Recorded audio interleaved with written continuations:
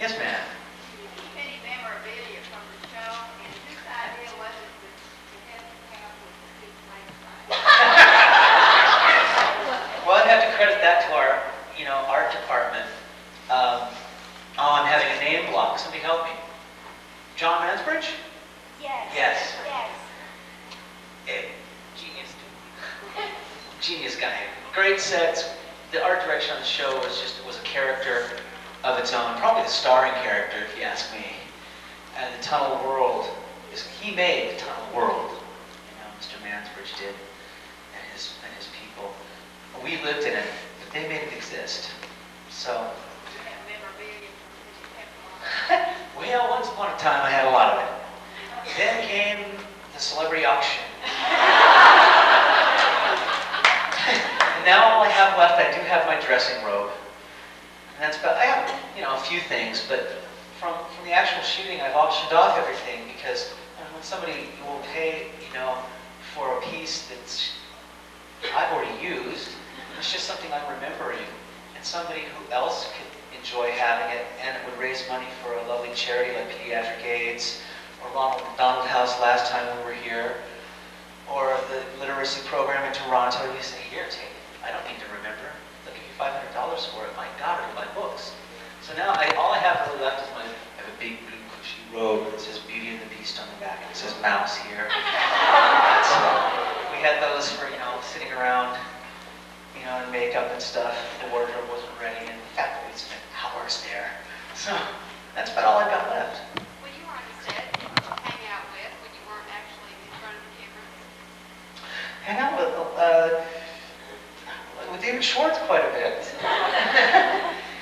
And with a friend of mine, Keats, who was working on the show at the time as a stand-in. We're still very good friends. And I spent a lot of time talking with George R. Martin. Because, I've been reading George's books since I was a kid. So, suddenly be working with him, I was pretty impressed. I think I embarrassed George a couple times. I was like, he's a genius, don't you people know this? He wrote Song for Lydia. It changed my life. I was just a kid. And, yeah. Who else? Everybody there was so fascinating, And Armin, got very close to Armin during it, and since he got closer to Armin too. You have a question? This is the last question, it's yours. What was the reaction of the jury? Okay, there's two more. Okay. What was the reaction for you for the name of your character? Well, that's a good question. Nobody ever asked that question. What was my reaction to the name of the character? And there's a story for it and everything. When I came in to read, the character's name was Weed. It's an excellent question. Weed because I just grew up here, was the line. And I don't know why they went away from weed.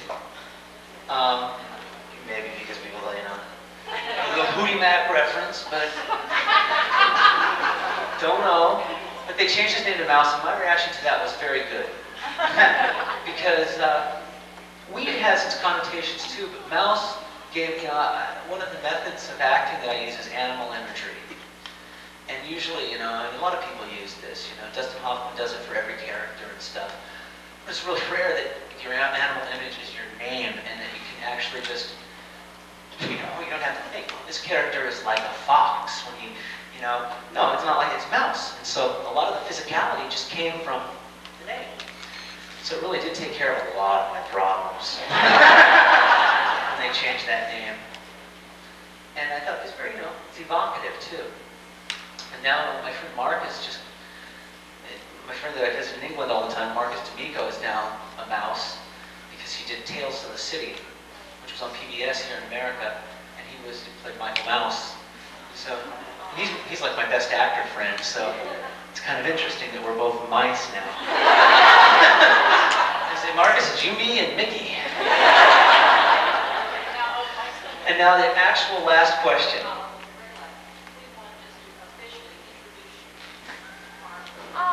Arturo.